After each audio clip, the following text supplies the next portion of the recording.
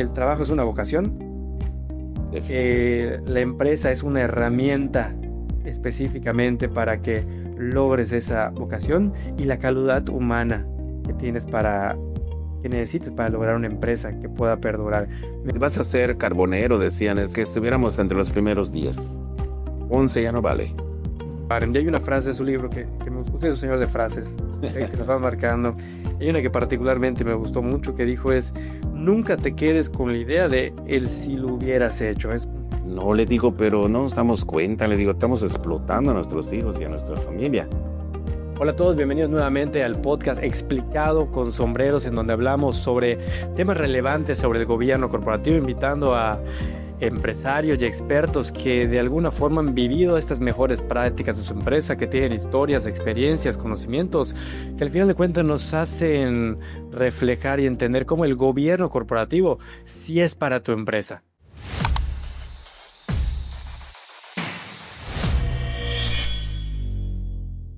Y tratando de explicarlo de una forma muy práctica, muy dinámica. Y el día de hoy, en el podcast, tengo pues el honor, el gusto de tener como invitado el día de hoy al señor Rafael Vázquez, un empresario sumamente exitoso en el estado de Yucatán, más que por los grandes logros empresariales que nos podrá platicar el día de hoy, sino por su calidad humana, personal, inclusive espiritual. Don Rafael, la verdad que es un honor que usted esté acá. Le agradezco muchísimo que nos acompañe, y me gustaría, pues, para empezar, que nos platique, pues, quién es don Rafael Vázquez. Bueno, primero agradecerte también tu amabilidad como amigo, como abogado y como confidente de cosas importantes en las empresas familiares. Muchas gracias. Es un honor para mí estar a tu lado y créeme que me siento muy feliz. Pues buenas noches a todos. Es un placer. Pues estoy aquí para que platiquemos un poco de mi vida. Soy Rafael Vázquez Ávila, nací en Mérida, Yucatán. Soy el segundo de 10 hermanos. Mi padre enviudó y se volvió a casar. Somos Vázquez Ávila,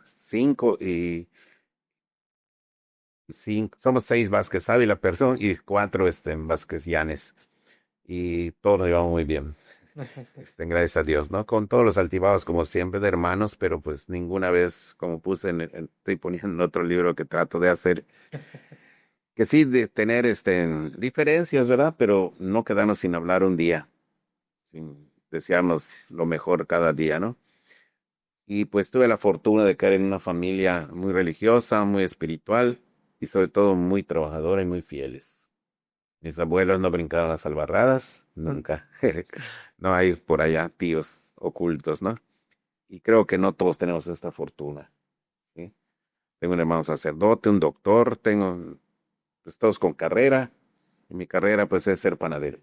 Muy bien, Rafa, se lo agradezco enormemente, y lo que me encantaría que platiquemos el día de hoy para toda nuestra audiencia que nos está escuchando es que nos platique de su más reciente libro, el segundo que usted escribe, que aquí pues lo pueden ver, realmente igual lo tenemos en la pantalla, y me gustaría que platiquemos con el título. Yo cuando lo leí me gustaría que decir lo que me reflejó. El título es Confesiones autobiográficas de un panadero que quiso ser empresario.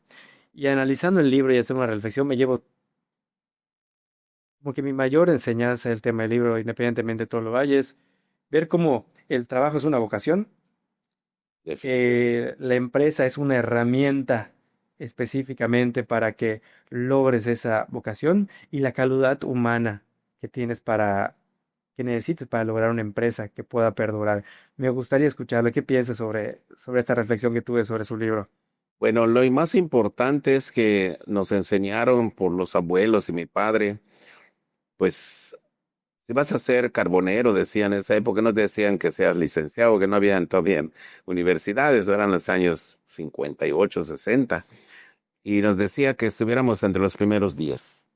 11 ya no vale. Ujú. 11 ya te quedases en el mundo. Así nos decía nuestro padre.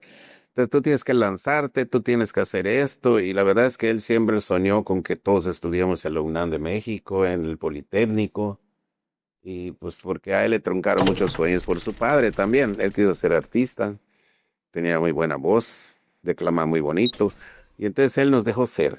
yo creo que algo que le tengo que dar gracias a Dios es que mi padre nos dejó ser quien queremos ser. Sí, me obligó a entrar a la panadería porque pues no entendía que yo tengo no un trastorno mental, gracias a Dios, pero sí tengo distracción dispersa y otra cosa por ahí que no me acuerdo ahorita, que algún cablecito vino medio descolgado, pero a través de leer y leer y leer ya se va mejorando, ¿no? De mucha lectura. Entonces, yo lo descubrí hasta los 20 años, 22 años, y ahí cambió mi vida, porque me di cuenta que tardo mucho, pero puedo alcanzar lo mismo que otro que estudia, que está en mi poca preparación escolar, pero pues con muchas pérdidas, desde la muerte de mi madre, pérdidas de amigos, pérdidas de escuela, como menciono en el primer libro, pues es difícil encontrarse uno mismo y conocerse a uno mismo, ¿no? Pero pues en el camino siempre hay un ángel, digo yo. Todos los seres humanos somos ángeles de otro. Vamos enseñando a los demás, vamos viendo qué podemos hacer por ellos pues aunque no te agradezcan, porque no venimos a que nos agradezcan nada, ¿no? Y entonces aprendes a hacer eso, ¿no? Luego después descubrir que el conocimiento te da un poder tremendo. Pero el poder del conocimiento en cualquier aspecto, desde mi punto de vista, es o le dan la mano a uno o sirve para pisarlo. Desde ahí entran los valores, entra tu espiritualidad, entran muchos factores que pues uno tiene que ir aprendiendo cuando uno inconscientemente abusa a uno, cuando uno inconscientemente no ayuda a alguien. Y pues creo que venimos a transformarnos todo el tiempo. Nunca terminamos de aprender como seres humanos, ¿no? Lo importante, me decía una amiga psicóloga, es que todos somos seres humanos, pero ser personas lleva tiempo. Entonces, a lo que se quiera dedicar, como le decimos a nuestros sobrinos, ahora sobrinos nietos, primero ser buena persona. Los títulos no te hacen mejor persona, ¿no? Porque es un conocimiento, es un poder. Y pues tristemente ahí menciono algunas cosas que me pasaron cuando empecé, como ven que no sabes, abusan de ti, primer fraude, 200 millones de pesos, estoy enseñando cómo se hace el pan según yo. Y pues crecí salvajemente, ¿no? Fiesta Dorada, 67, 4 producciones, y te das cuenta que no sabes ni leer. Claro. Entonces pasé a Coparmex, me metí y pregunté y me atendió muy bien el don Víctor, que fue muchos años director, y ahí empecé a entender que pues había que prepararse. Claro. O sea, como dicen los yucatecos, ya pité un tucho y me asusté. Y hay tres cosas que usted está mencionando que me gustaría recalcar. Primero es su señor padre, y lo que le dice a sus sobrinos nietos que lo hagan y que se preparen. Y hay una frase de su libro usted es un señor de frases, que nos va marcando. Y hay una que particularmente me gustó mucho que dijo es, nunca te quedes con la idea de el si lo hubieras hecho. Eso lo menciona en su libro, me llegó mucho. Me gustaría saber cómo influyó esta frase en las decisiones más importantes que ha tomado en su vida. Bueno, cuando uno es niño y joven nos pasa mucho, ¿no? Cuando nos dice papá las cosas, como que nos molestamos, ¿verdad? Y entonces ese era siempre mi papá, siempre me lo decía. Como yo tengo la fortuna, ¿quién conoció mejor a mi padre? Un servidor. ¿Quién conoció mejor a mi abuelo paterno? Un servidor. ¿Por qué? Porque vivía ahí en la panadería metido con ellos. Cuando le cuento a mis hermanos algo de alguna anécdota de mi papá o de mi abuelo, dicen, ¿qué se pasa? No sabía eso del abuelo. Anécdotas bonitas, ¿no? Igual que sí, primos que han ido a platicar por media hora y se quedan 3 horas. Porque le digo, yo te llevo 13 años a un primo indalecio. Y le digo esto y esto y esto. Y me dice, no lo sabía. Pues, ¿cómo lo vas a saber si yo nací 13 años antes? Yo tengo más información de los nietos. Y eso al principio, pues como estás puro trabajo y trabajo, y dices, contra todos están estudiando, todos están paseando, yo estoy aquí. ¿Qué va a ser mi vida? Y luego te das cuenta que, pues Dios tiene sus caminos. Y el mejor escogió para mí. Muchísimas gracias. Y justo con esos caminos que Dios y la vida le ha puesto, lo que me gustó mucho de su libro es que reflejó desde los años, desde prácticamente que inició, creo que esa fue la clave que yo he visto en su historia de lo que llevó a ser lo que hoy es. Usted entendió la diferencia entre ser un gran panadero a tener la panadería que haga los mejores panes. Me gustaría saber cómo usted, desde tan temprana edad, a los inicios de su empresa, hizo ese cambio, que yo creo que al final de cuentas hay muchos emprendedores, empresarios, inclusive el día de hoy, que buscan hacer lo mejor haciendo lo que hacen. Y su lógica aquí es lo que yo no entendía en el libro es, sí quiero hacer el mejor pan, pero no que yo directamente lo haga, sino que lo haga la empresa de la que yo soy, pues, propietario. ¿Cómo fue ese cambio de mentalidad? ¿Tú cuándo se dio cuenta de esta idea? Me di cuenta cuando desde los 14 años mi padre me decía en una mesa que le llamamos tablero, donde hacemos pan, me enseñó a hacer los polvorones yucatecos, pues hay mucha diferencia a los demás, ¿no? Entonces había que abrir una pilita, como los albañiles, ¿no? Y luego, pues se trabajaba de diferente manera. Mi abuelo, su lema de mi abuelo de la panadería, de la camioneta, de la primera camioneta que tuvo, y porque era el primer panadero que puso una camioneta y un punto de venta extra, ¿no? Una sucursal que tuvo desde pronto. Entonces, decía la camioneta, gracias por participar en el éxito de sus fiestas. Ujú, Y la otra, la casa del pan fino. ¿Por qué le llamó así? Porque cambió de la mesa de trabajo y él inventó las máquinas o las copió, no sé de dónde, y las batidoras que todos conocen es de un globito, ujú, ujú. así se llama, ¿no? La paleta y el ganchito lo hizo de dos. Tremendas máquinas. Hizo la primera sobadora, hizo la primera, todo fue en los 40, ¿no? Entonces a mí me enseñaron a hacer el pan de una manera diferente a todas las panaderías de esa época. Yo empecé a los 11, a los 14, yo recibía gente de 30, 35 años que venían de los pueblos de Motul y cercanos y me decían, enséñale cómo se hace aquí. Y te ponían horario, lo que les comentaba antes de entrar a grabar esto. Te decían, cuarto para las 7 tienen que estar esto y así. Sale mal, tú eres el responsable, que lo sabes. Ujú. Y me quejaba yo porque digo, ¿por qué me exige y me regaña a mí, no regaña al señor ¿no? Que Ujú. dice que es panadero. Pero después te vas dando cuenta que fueron el desarrollo de tener don de mando, de ser autoritario, que es bueno y es malo. Es que eso que usted menciona, don Rafa, yo creo que lo menciona muy claro en una parte de su libro que me gustó mucho, es, y justo menciona en su libro que en el año alrededor de 1992, usted decidió implementar un plan de mejora continua que incomodó a muchas personas en su empresa, que inclusive algunas se fueron Muchos. por esta mejora continua.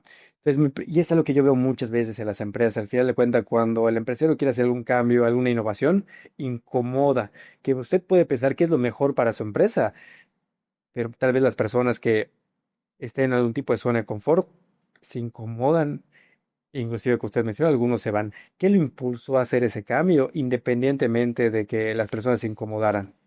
Y lo que pasa que antes te comentaba que a los jóvenes de que yo tuve la oportunidad de ir a México y en lo que estoy en México venden la panadería por mi abuelo.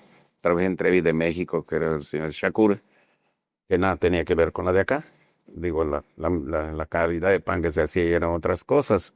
Entonces vi que pues no está el dueño, que hay gerente, que todo se cuenta, que todo esto. Y ahí aprendí que de repente llegaba el señor don Ángel Paz Descanse, el fundador de todo esto, y pagaba sus pasteles.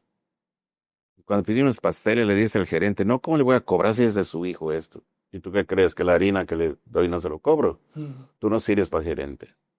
Entonces ves el cambio de la empresa familiar de Mérida a una empresa familiar de esta manera. Pero eso usted lo vio desde el año 92, ¿dónde? 64. 64 tuvo, bueno, el 92 es el plan, y dónde es que esa mentalidad de profesionalizar la empresa, que al día de hoy cada vez está, vamos a decir, las empresas hoy ya están buscando profesionalizar sus empresas. Hoy 2025, que es el año donde estamos grabando, usted del 64, ¿cuál fue ese momento donde se dio usted cuenta que había que transformar la empresa, institucionarla? ¿Hubo una experiencia particular que vivió, algo que aprendió en uno de sus viajes? ¿Cuál fue ese punto donde dijo, quiero dejar de únicamente ser un gran panadero, a ser un gran empresario que tiene una gran panadería? Sí, lo primero que eso que mencionas está muy claro, creo, en el libro, no sé si en este o en el otro. Yo decidí ser panadero a los 22 años. Ujú. Y yo cuando doy algunas charlas me hacen el favor de invitarme a los tecnológicos, universidades. Les digo a los jóvenes que lo más difícil para mí, y creo que para toda persona, son dos cosas.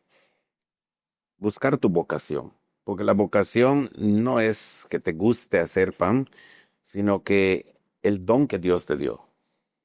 Entonces yo creo más profundo en que cuando toqué masa, porque lo dejé 3 meses por quiebras de mi padre y mis abuelos, y decidí que ya no iba a ser panadero, y voy a una panadería donde me invitan y veo que no está bien el pan, y pido permiso para componerlo, más, según yo. Ujú, Y me pongo el mandil y cuando agarro la masa y cuando sale como a las 2 horas del horno, digo, Dios mío, esto es mío. ujú. Y gracias a un sacerdote que me dijo que era yo perico, por no decir otra cosa, que no me había dado cuenta que era el único don que Dios me dio. Y volviendo a la Biblia, pues el que le dio uno lo enterró. Y eso estás haciendo tú exactamente. Entonces, esa reflexión de como 6 meses con él y no era psicólogo, me ayudó mucho a sanar heridas de pérdidas. Yo le preguntaba siempre a Dios, ¿por qué me pasó esto y por qué me pasa esto? Y inconscientemente decía, si hubiera vivido mi mamá no hubiera sufrido esto, si hubiera vivido mi mamá no hubiera pasado esto. Y así iba yo por la vida. Entonces yo hacía el pan con amargura y estaba bueno, pero cuando lo empiezo a hacer porque decido ser el mejor panadero de Mérida, ya casi lo consigo. Pero ¿cuál es la diferencia de un panadero a uno que quiere ser el panadero? Yo decidí ser el panadero de Mérida. ¿Sí? O sea, dejar algo que dejó mi abuelo también. O sea, mi abuelo es mi ídolo, va. Ujú. Si él quitó la corteza, los gases, se los arrolladito, y él dice cuánta historia tiene. ¿Sí? Escribió muy bien, se leyó todo el método Palmer, nunca fue a la escuela. Hizo una canción en inglés, hizo 70. Y entonces al estar pegado con él, yo creo que eso te transmite, ¿no? Ujú. La capacidad de que tiene el ser humano de salir.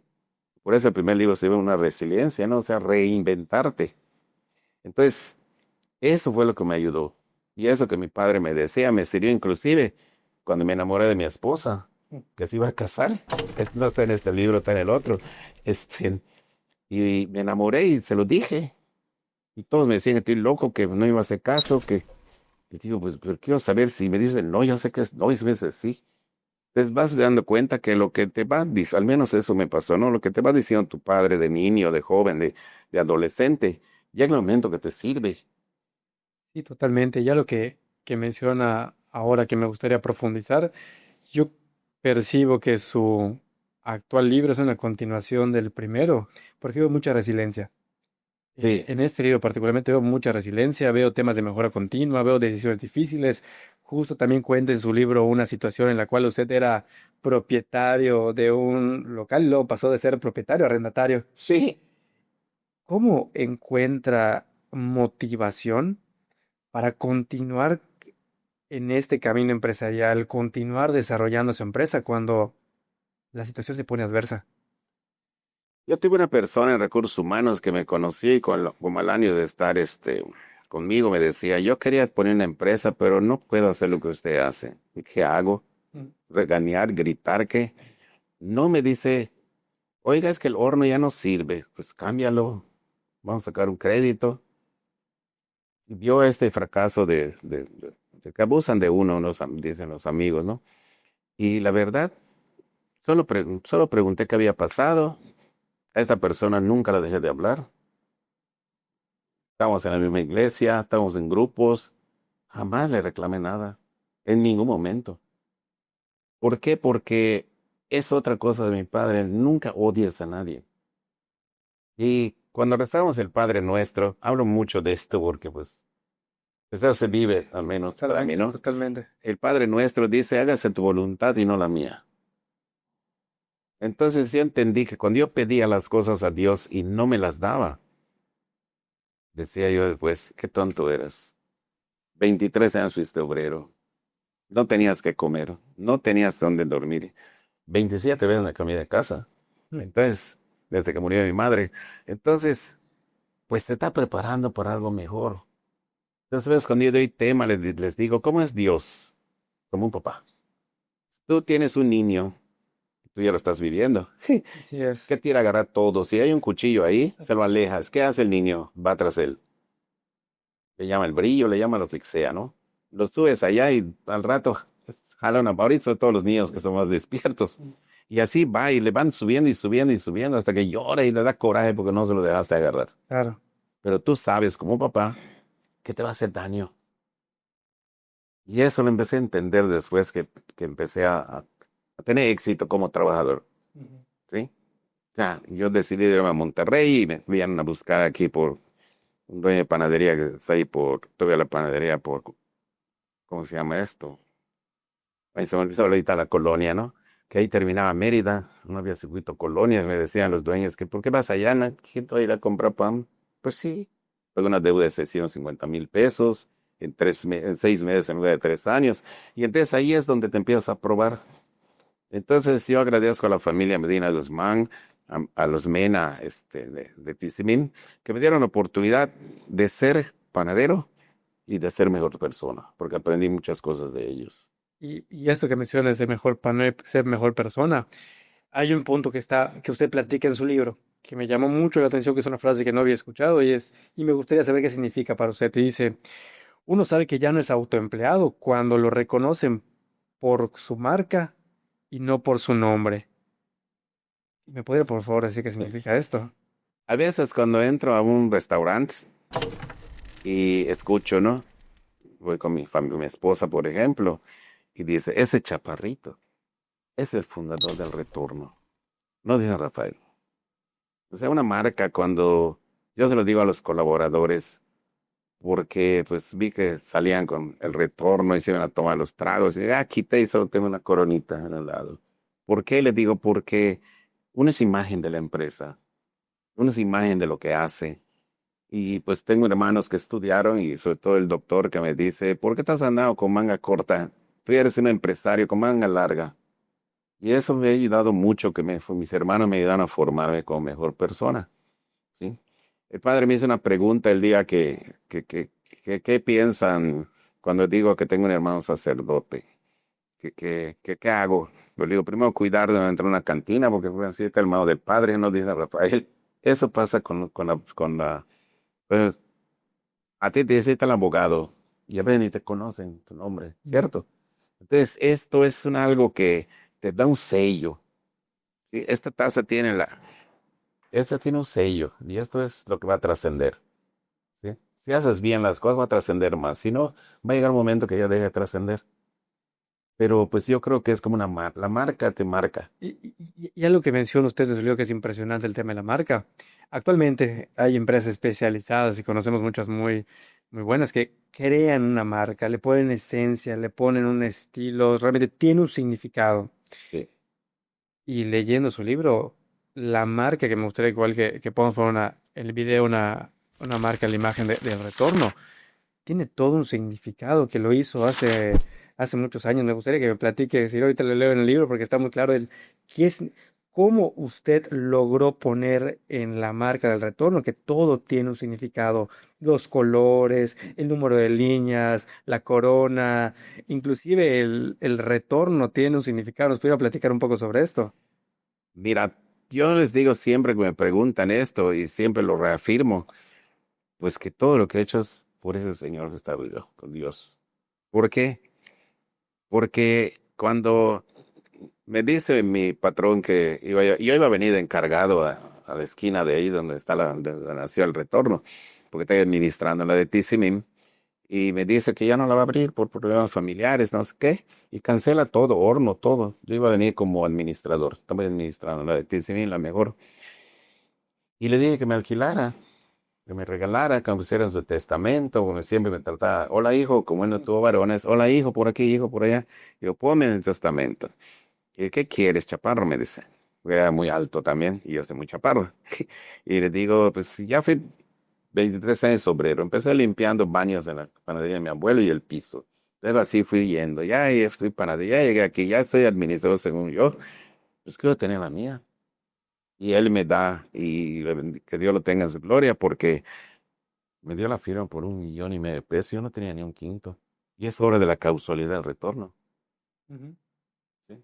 Yo le pregunté, yo le pedí al, ¿cómo se llama? Después de tener sido mi compadre que hacía las máquinas, dame máquinas y no sé ni cómo te lo van a pagar. Pero cuando dicen que no sirve tu máquina, lo llevas al retorno y empezó a vender máquinas. Va a ser tu exhibición.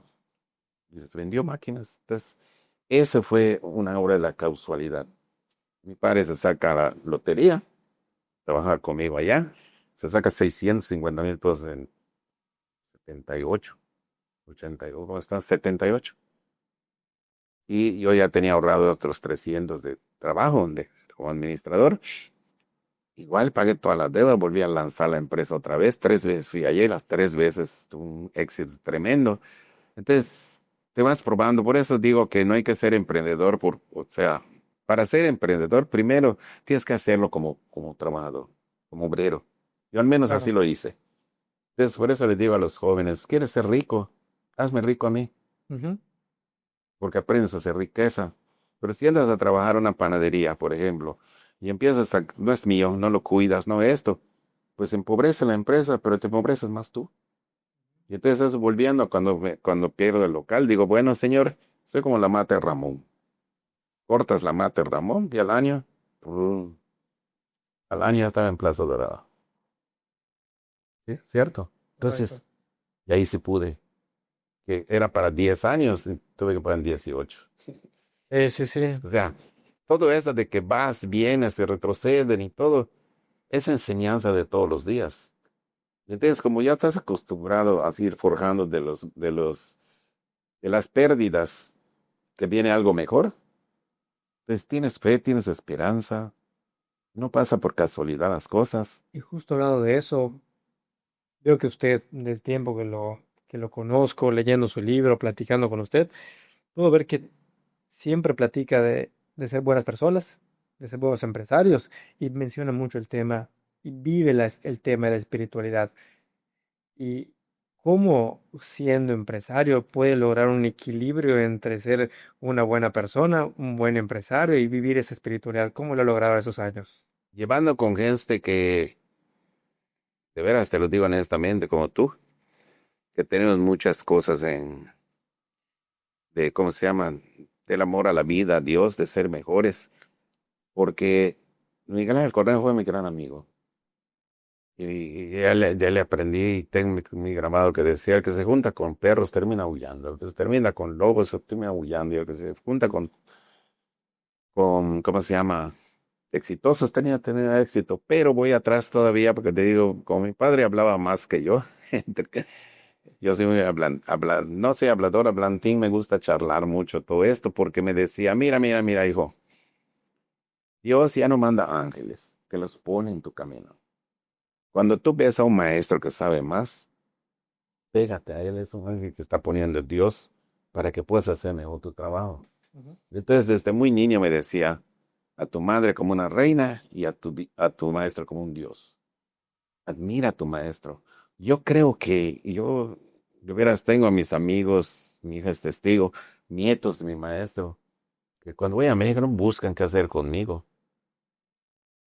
Ganan muy bien, son mujeres y la verdad me llevan a lugares de chícolas, de ex haciendas a comer y me van a buscar al aeropuerto, me llevan aquí, me llevan allá.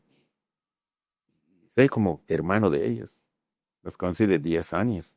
Y sus hijos ahora, de esas señoras de 60 años y más, son mis amigos, jóvenes, y han venido acá y no nos vemos un año y cuando nos vemos parece que siempre nos vemos. Entonces eso de maestros, a Isaías, a Raúl, a todos, a veces cuando hago unas galletitas y lo he dicho en YouTube abiertamente, en honor a mi maestro Isaías, él me enseñó esto. De mi primera galleta que hice en México cuando tenía 17 años. Ese es el ángel. Entonces nosotros somos portadores de ángeles de Dios. Por eso hay que ver a los seres humanos, pues somos imagen y semejanza. Y se nos olvida muy fácil eso. Y ya también a mí se me olvidó un tiempo. ¿Sí? ¿Por qué? Porque me dio mucho tiempo entender qué es la cultura de las personas, ¿no?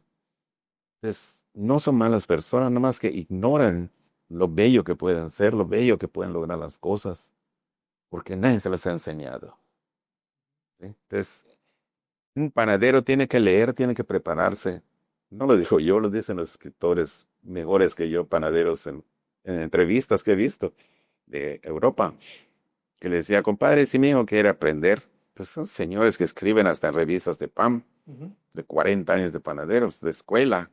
¿Qué le diría yo? ¿Qué quiere ser, el panadero o un panadero? Y dice, "Oye, compadre, ¿cuál es la diferencia? Pues mira, un panadero hace una bolita, la adorna y todo. Y se va aquí, están los supers, está tacata en todos lados, pica aquí, pica allá, en ningún lado se queda. El panadero se tiene que preparar y eso lleva tiempo. Entonces yo digo, después de 23 años, me decían cuando ya estaba en éxito los compañeros, que por qué no alquilaba ya una panadería. En esa época se alquilaba.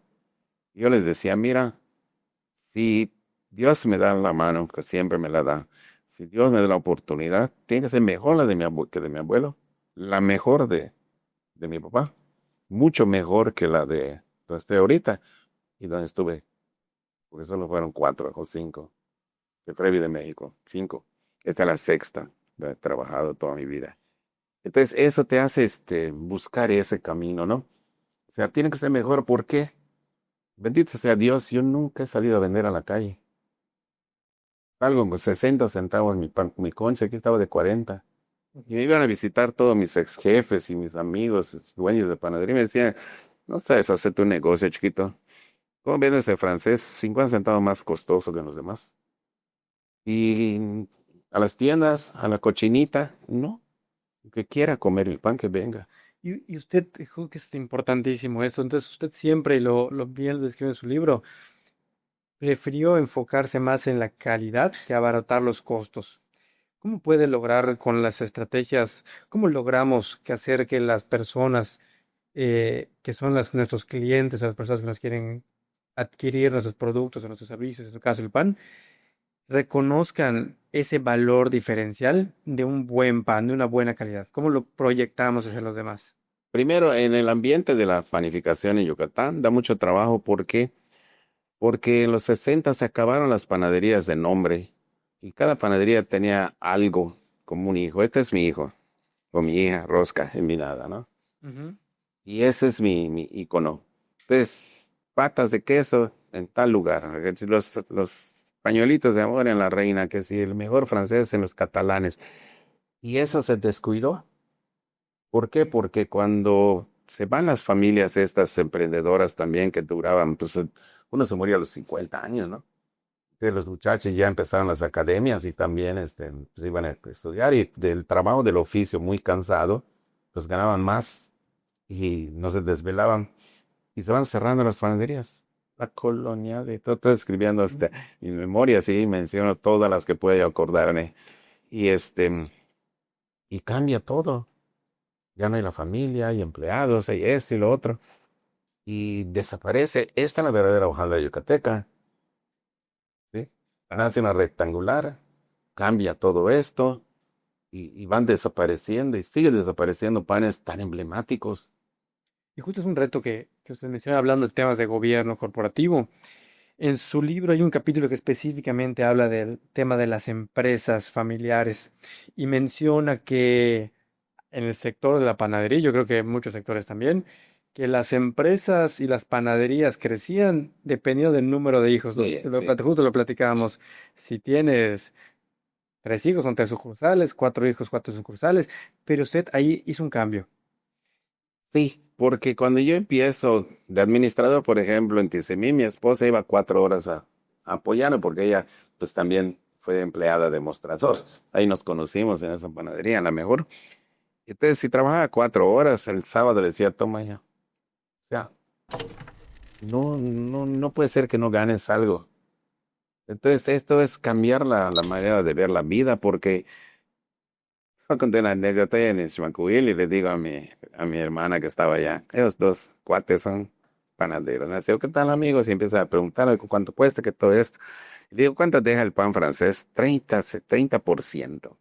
Así le digo, ¿te pegas? Porque si soy millonario, no estuviera yo aquí trabajando en Chimancuil. No, compadre, es el otro, 20%. Y digo, bueno, sí y no. Sí les deja, ¿por qué? ¿Cuántos años tienes? Trabajado 17 años. Tu esposa sigue limpiando la vidriera, trapea, barre, todo, sí. ¿Cuántos años, cuántos días de vacaciones tiene tu esposa? ¿Cuántos días de séptimo tiene Navidad, tiene aguinaldo, tiene seguro social, tiene Infonavit? No, pues es mi familia. No, le digo, pero no nos damos cuenta, le digo, estamos explotando a nuestros hijos y a nuestra familia. Y esto no ha cambiado mucho. Entonces yo empecé primero, aquí está mi casa, aquí está mi trabajo. No mezclo las cosas. Pues Rafael, el que tiene panificadora de retorno. ¿La familia puede o no puede trabajar en la empresa? Mis hijos trabajando conmigo y yo soy don Rafa. Aquí no hay papá. Toca la puerta siempre. Otra cosa, mi padre.